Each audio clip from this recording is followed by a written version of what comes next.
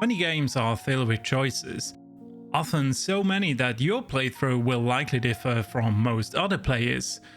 Despite the often fixed overall arcs, why do our choices sometimes feel significant and other times just irrelevant? This brings us to a term used by game designers: illusion of choice. This illusion is like a double-edged hidden blade that isn't always visible and sometimes isn't even in-game. So how do our choices in games matter? And do we need this spell of illusion at all? Before we dive deeper, let's clarify what illusion of choice means in game design. It refers to decisions made by the player that are perceived as meaningful. However, these decisions might still lead to the same or similar outcome. Another important concept is player agency. You, the player, must feel in control of both narrative and gameplay, or else the illusion fades quickly. A perfect example of both the illusion of choice and player agency is the scene with Legion, Tali, and Shepard near the end of Mass Effect 3. Needless to say, there are major spoilers ahead. Here's a quick recap to understand what is about to happen. In Mass Effect 1, you learn about the existence of a super AI called the Reapers that want to extinguish humanity. Meanwhile, the Quarians fight their own AI creation, the Geth, but are forced to leave their homeworld, Rannoch. The Geth get overpowered and controlled by the Reapers, but you meet a more independent Geth called Legion, as well as Tali, a Quarian. Fast forward to the end of Mass Effect 3, where you find yourself alongside Legion and Tali having acquired the Reaper's code in a base on Rannoch. Unless you destroyed it, but who would do that? While both the Geth and Quarians amass armies above for a final fight. Legion then asks you to allow it to upload the Reaper code to all the Geth to release them from their control and allow them to become fully self-aware AI, achieving ultimate freedom. The many choices you made during your playthrough up until this point determine how this will play out. However, under no circumstance, even if you destroy the Reaper base, will you be able to save Legion's life. He will always sacrifice himself to upload his own or the Reaper enhanced data to the Geth and die. Depending on your previous decisions, you may be able to save Tali from committing suicide when she watches her people being destroyed by the Geth, or persuade everyone to stop fighting. Why do I tell you all this? Does it shock you to realize that none of it, absolutely nothing, matters in the end? The original ending is always the same. The only difference your final decisions make is defining the color of the light ray and the explosion. Congrats. This still fills me with emotion, even after 12 years. Mass Effect 3, as it was released, is the perfect example of an illusion of choice that went full circle. Before the ending, the illusion is absolutely perfect. Every decision feels like it has an impact, and the game does a good job of signaling when things are getting serious, and you have a choice to make that would really change how the story unfolds. Until you get to the ending and realize that all your choices did not matter. The ultimate illusion of choice. It's like those movies where the protagonist wakes up and everything was just a dream. Or like if Neo had taken the blue pill and resumed his bland life in the Matrix. Speaking of which, did he even have a choice? In The Matrix, Morpheus offers Neo a meaningful choice between the red pill and the blue pill. The red pill showing him the unsettling truth about reality, and the blue pill to forget and remain in his ordinary life. But when we learn about the Oracle and the prophecy of Neo becoming the One, we discover that Neo's path was predetermined. So did Neo take the red pill out of his own free will, or did he have no choice at all? How does this change your perception of his journey? In the grand scheme, he acted according to a preset narrative because it was his destiny. Yet, without Neo knowing his role, the prophecy, and his destined path at that time, We could argue that he did act out of his own free will. Knowledge, or the lack thereof, changes our decisions. Not knowing what will come next, you're willing to take a higher risk within a given narrative to find out what's behind that next door, even if you might not like what you find beyond it. Nier Replicant is a game about doors. Each time you step through the same door into the same room, you find something new, metaphorically speaking. The first time I played Nier Replicant, I was struck by how each playthrough revealed new layers of the story. It felt like peeling back the layers of an onion, making you cry more the more you peeled. Apart from the ending, player choices aren't as prominent in Nier Replicant as in other RPGs, at least not in the usual sense. The story revolves around Nier's quest to cure his terminally ill sister, Yona, who is afflicted with a mysterious disease known as the Black Scroll. Throughout the game, you battle against monstrous shades and seek out powerful sealed verses to gain new abilities. What makes Nier Replicant so special is that even the bosses have their own, often devastatingly sad backstories that you learn more about with each playthrough. The game ultimately poses one question: will you play again, even if you learn the hard truth? Will you continue your quest for a cure, even if you discover you might be the villain? Let me give you a clear example, major spoilers ahead. Early in the game, you meet the brothers Jacob and Gideon in the Chunk Heap, whose mother died during a shade attack. During the main storyline, you return to the Chunk Heap to find that Jacob has been killed by shades while you were away. As you progress deeper into the Chunk Heap, you come across a giant robot and a shade in child form that you must kill to progress. Only by replaying the game and completing side quests will you learn more about the robot and the shade. The robot is actually P-33, lovingly named BP by the shade, who is called Khalil. Khalil and his mother were chased into the Chunk Heap by replicants, you being one such replicant. Khalil's mother left him in a room and exited as a decoy to give her son a chance to survive. P-33 eventually found Khalil crying on the floor and initially intended to destroy him. However, after understanding Khalil's misery, P-33 chose to protect him instead. Over time, Khalil and P-33 formed a strong friendship. Khalil taught P-33 about the outside world, and they eventually decided to explore beyond the Chunk Heap.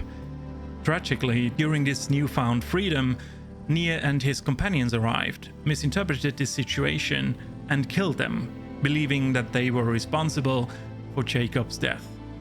At this time, it was also revealed that Jacob wasn't killed by neither P-33 nor Khalil, but by an accident caused by his brother Gideon, who still blamed the robot for it. This game confronts you with an uncomfortable dilemma. Will you face the truth, making reality more unbearable with each piece of knowledge? Or will you stick with your first playthrough and create an illusion to protect yourself, denying any deeper meaning?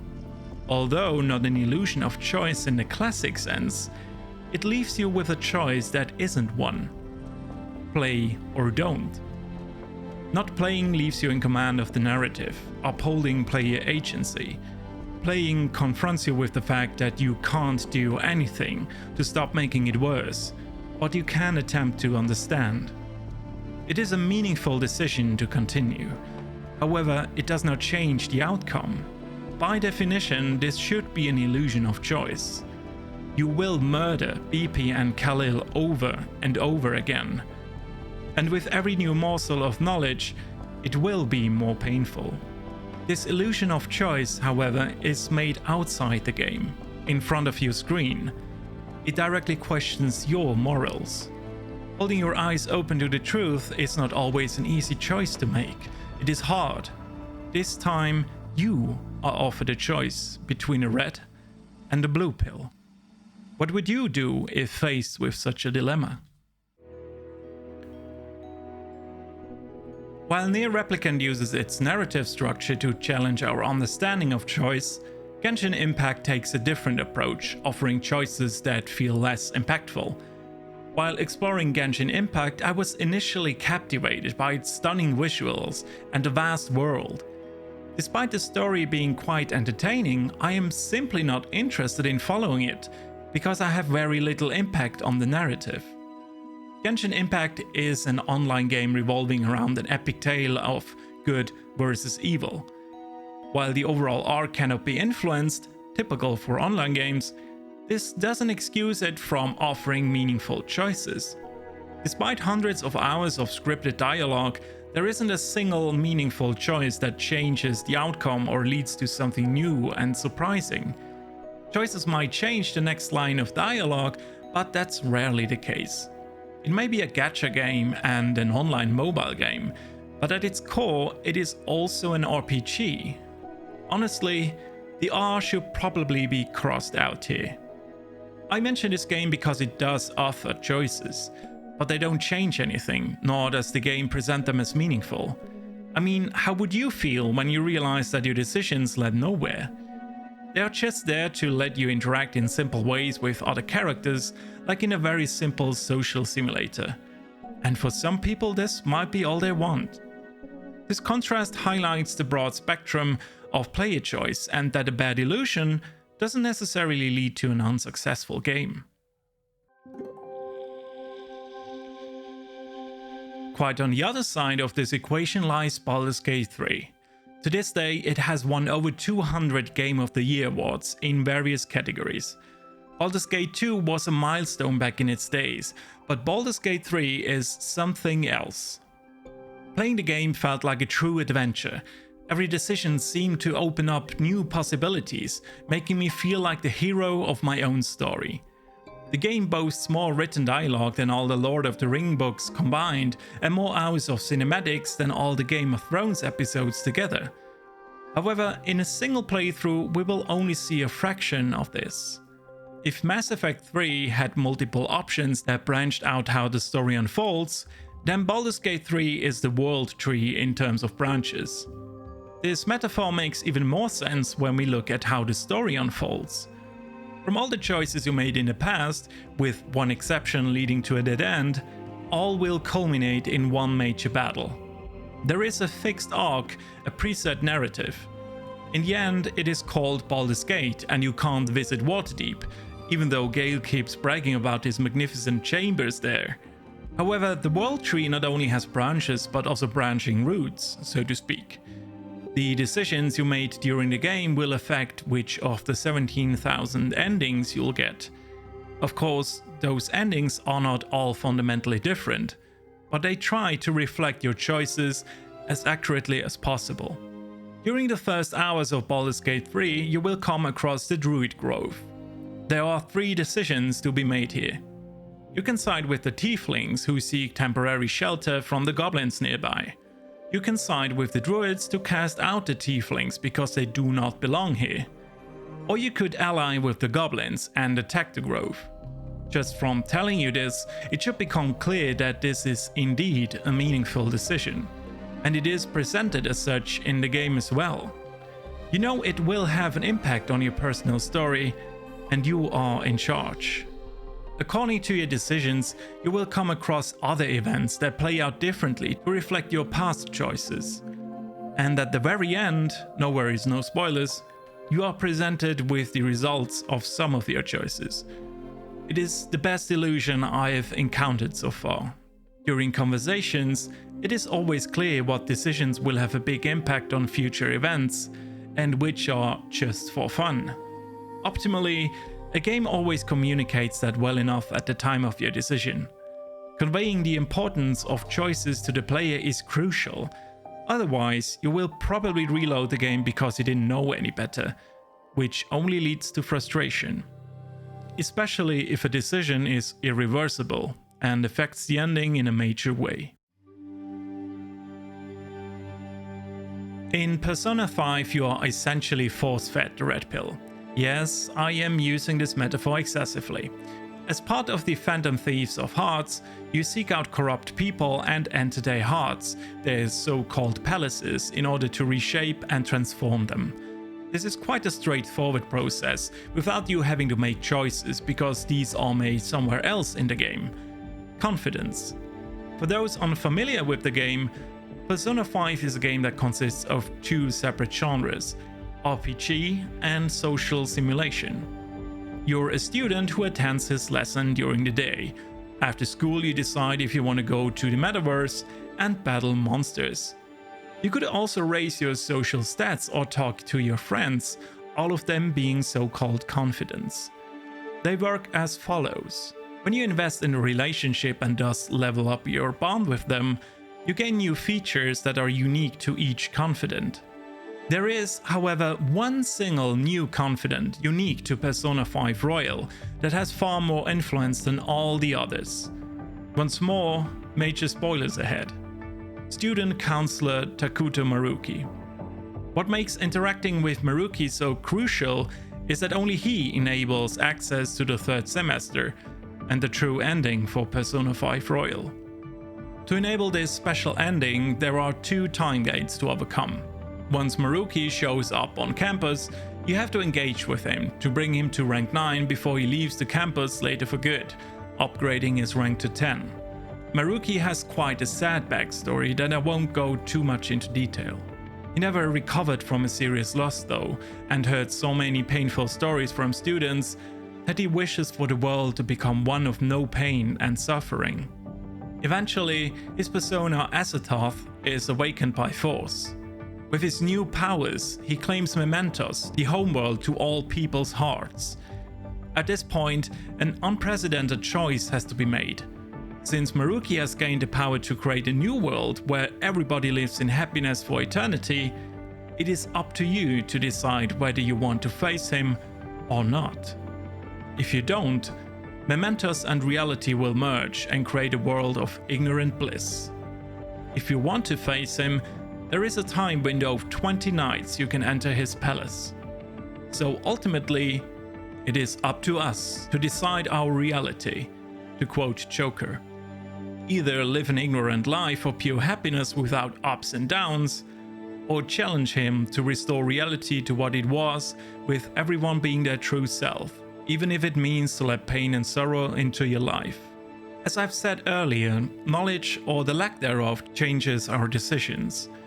Even though we are reminded every now and then that Maruki will leave, you won't know how crucial your decision will be until the time comes. You have to be willing to make the effort and open the door. Let's put this into perspective. There are different types of games when it comes to choices.